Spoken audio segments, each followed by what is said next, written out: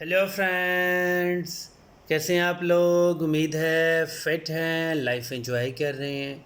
Friends, आज detail से video share करेंगे रेन लिली प्लांट्स के अबाउट, और इनको आज हम इनके सीड से ग्रो करने जा रहे हैं। जब आपके मदर प्लांट्स होते हैं, थोड़े से मेच्योर होते हैं, तो उनके ऊपर सीड पॉड्स बनते हैं। अगर आप उनके सीड्स पॉड को सेव कर लें, हार्वेस्ट कर लें, तो उनके अंदर ब्लैक कलर के बिल्कुल सॉफ्ट से टिश्यू पेपर की तरह के सीड्स होते हैं।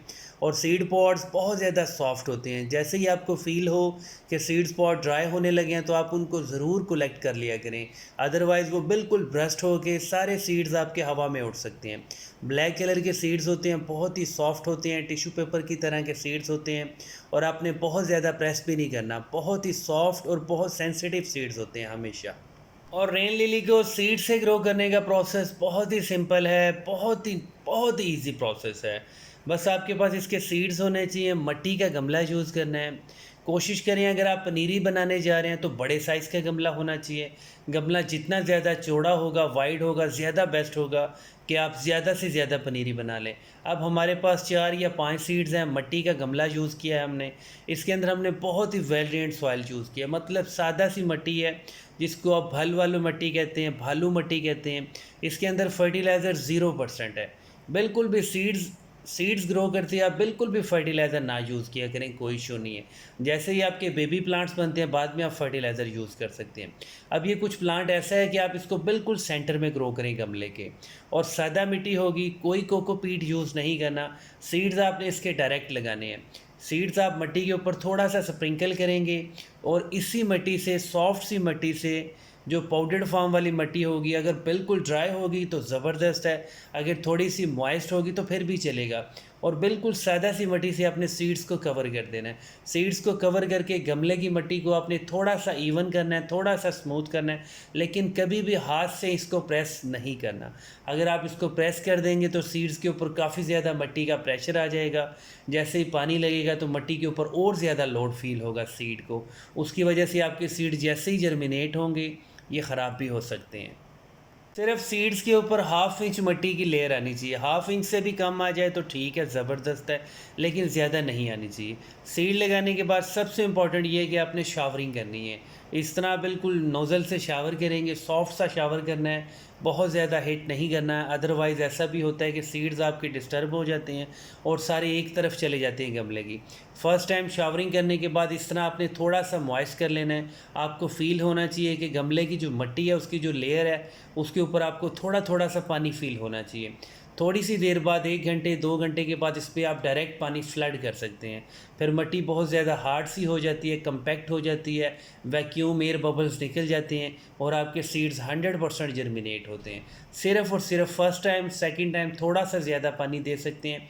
और आप जब तक आपके सीड जर्मिनेट नहीं होते, आपने इसको पानी लाजमी देना है, चाहे दिन में 2 बार देना पड़े या दिन में चाहे 100 बार पानी देना पड़े। लेकिन गमले की मिट्टी को आपने थोड़ा सा मॉइस्ट रखना है, इसको बिल्कुल भी ड्राई नहीं होने देना। एग्जैक्ट 34 डेज़ के बाद हमारे रेन लिली के 4 या 5 जो सीड थे, 100% जर्मिनेट हुए। अब ये बेबी प्लांट्स बन गए हैं। हमने गमले के सेंटर में इसलिए लगाए थे क्योंकि ये प्लांट बहुत ज़्यादा बुशी बनता है। अगर आप इसको अभी भी ट्रांसप्लांट नहीं करेंगे, कोई इशू नहीं, आप इसी गमले में भी इसको सर्वाइव कर सकते हैं। इसकी रूट्स जो हैं वो थोड़ा स्लोली क्रिएट होती हैं, डेवलप होती हैं, इसलिए इस गमले के अंदर ये 4 या 5 प्लांट्स अच्छे से सर्वाइव करेंगे और 2-3 साल तक ये बहुत ज़बरदस्त ग्रो करेंगे। लेकिन अगर आप इनको निकालना चाहें, किसी और बड़े गमले में शिफ्ट करना चाहें, तो आप कर सकती हैं। रेन लिली का प्लांट जब आप सीड से ग्रो करते हैं या जो आप बल्ब से ग्रो करते हैं, वो रूट्स के अंदर और बल्ब बनाता है। अब ये हमने सीड से ग्रो किया था, एक सीड से एक प्लांट बना, लेकिन जब इसका थोड़ा सा एज ज़्यादा होगी तो ये अंदर बल्ब बनाएगा, छोटे साइज़ के। अभी भी इसके अंदर छोटे साइज़ के बल्ब होंगे। अगर आप 2 साल बाद इस गमले को ट्रांसप्लांट करेंगे या इसको गाची को, मिट्टी के रूट बॉल को निकालेंगे, तो आपकी इसके अंदर से बड़े बड़े से सीड आपको बल्ब मिलेंगे रेन लिली के। रेन लिली को हमेशा सिर्फ़ और सिर्फ मिट्टी के गमलों में ग्रो करें।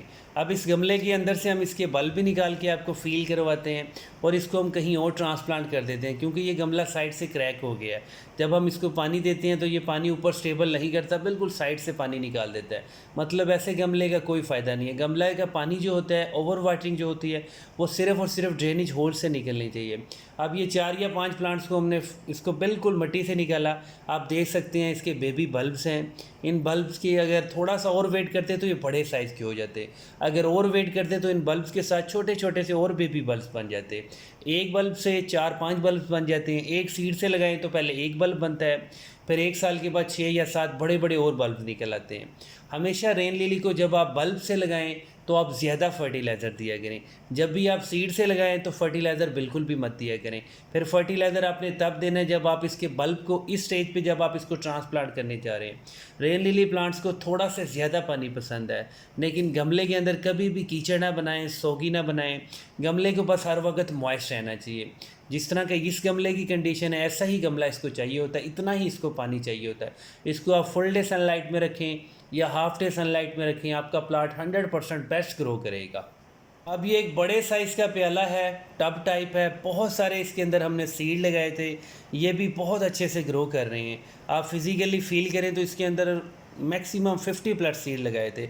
अब इसके सेंटर में थोड़ी सी स्पेस है, यहाँ पे हम उन बेबी बल्ब्स को ट्रांसप्लांट कर देते हैं। बहुत इजी प्रोसेस है।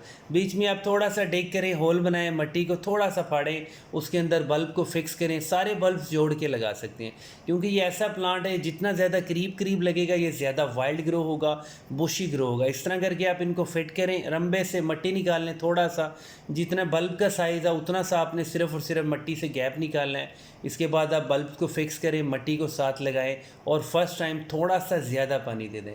इतना ज़्यादा पानी दे दें कि गमले की मिट्टी एक बार फिर से आपकी मॉइस्ट हो जानी चाहिए।